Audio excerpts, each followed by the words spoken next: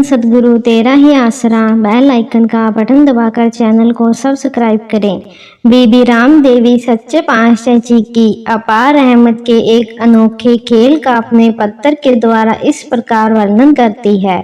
बीबी लिखती है कि कुछ समय पहले वह काफी लंबे समय तक बीमार रह चुकी थी। सच्चे पातशाह हजूर परम पिता जी की अपार कृपा से स्वस्थ हो जाने पर उसने अपने मन में यह फैसला कर लिया कि वह बस स्टैंड से पैदल ही चलकर दरबार में जाया करेगी।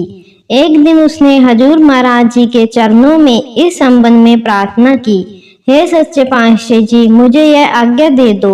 यह सुनकर अंतर्यामी पिताजी मुस्कुराए तथा अपने पवित्र मुख से वचन फरमाया, देख ले बेटा देख ले।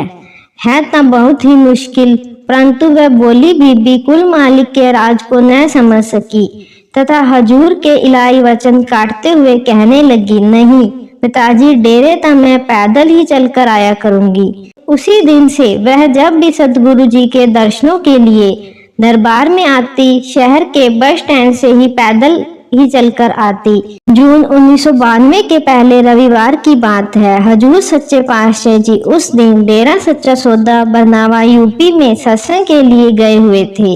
इस बात का बीबी राम देवी को पता नहीं था। बीबी अपने सतगुरु जी के दर्शनों के लिए अपने गांव से पहले की तरह बस के द्वारा बस स्टैंड पर पहुंच गई। अचानक किसी से उसे यह पता चला कि श्री हजूर शहंशाह जी तो यूपी गए हुए हैं, तो वह यह सोचकर बस स्टैंड से ही वापस अपने गांव को जाने वाली बस में बैठ गई, क्योंकि जब पिताजी ही दरबार में नहीं है तो वह वहां जाकर क्या करेगी। पहले तो इतनी दूर तक पैदल चलकर जाएगी और फिर तुरंत उसे वापस लौटना पड़ेगा। वास्तव में हजूर परम पिताजी का यह वचन है, जब जीव अपने घर से दरबार में आने के लिए एक बार चल ही पड़ा तो रास्ते से ही वापस लौटना शोभा नहीं देता। सतगुरु हर समय जीव के अंग संग हैं। फिर जब आप घर से आ ही गए हैं तो दरबार में अवश्य पहुँचें। भले ही आपको अपने सतगुरु जी के स्थूल रूप में दर्शन नहीं हो सके, इस पर निराश होने की कोई बात नहीं। सतगुरु जी शब्द में हर समय सर्वव्यापक हैं।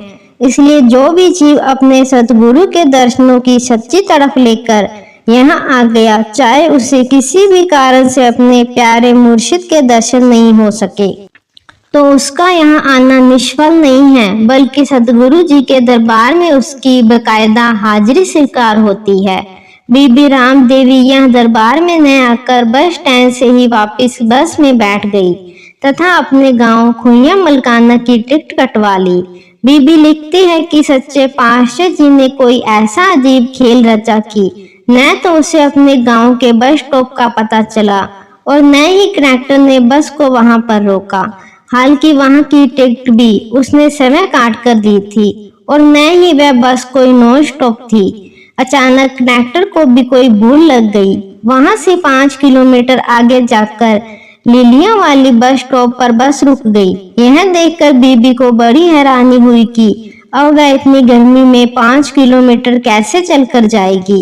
एक बज चुका था, कड़ाके की धूप और ऊपर से गर्म लू। इस प्रकार वह परेशान हुई उस सुनसान में अकेली खड़ी सोच रही थी कि अब वह क्या करे। वह बहुत ही मुश्किल में फंस गई थी। उसे कोई भी रास्ता नजर नहीं आ रहा था। यह देखकर उसने अपने सतगुरु परिपूर्ण कुल मालिक के चरणों में ध्यान लगाकर सच्चे हृदय से धन धन सतगुरु तेरा ही आसरा नारा लगाकर अपने सतगुरु जी को सहायता के लिए याद किया। बस फिर क्या देर थी।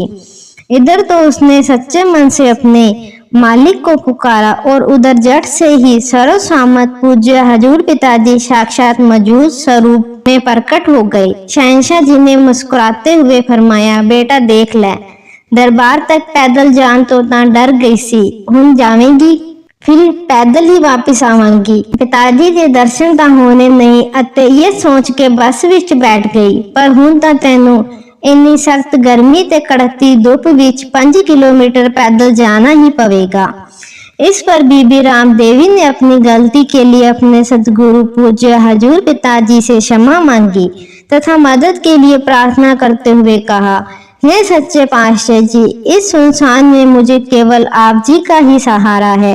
कृपया आप अपनी रहमत का सहारा प्रदान करके मुझे सही सलामत मेरे घर पहुंचा दें। आपके इस परोपकार को मैं जिंदगी भर नहीं भुलाऊंगी।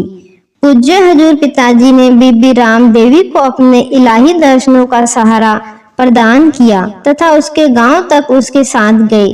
जो ही वह अपने गांव में दाखिल हुई तो सर्वव्यापक सतगुरु जी उसकी आंखों से एकदम ओझल हो गए। यह देखकर बीबी हैरान रह गई कि अभी अभी एक पल में पूज्य हजूर सच्चे पातशाह जी कहाँ चले गए। लीलिया वाली से खोइया तक 5 किलोमीटर के सारे सफर में वह अपने सदगुरु जी के दर्शनों का आनंद लेती रही।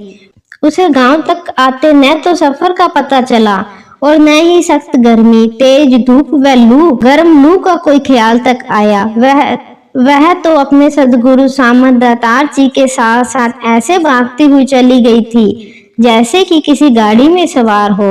अपने घर पर पहुंचने के बाद बीबी ने अपने पूज्य हजूर पिताजी का लाख लाख शुक्राना अदा किया। शुक्र है दयालु दातार जी का, जो अपने नालायक बच्चों की गलतियों की तरफ ध्यान न देकर भी उन्हें अपने पवित्र चरण कमलों में जगह देते हैं तथा अपने हृदय से लगाकर उन्हें अपना प्रेम प्रदान करते हैं। धन धन सतगुरु तेरा ही आसरा।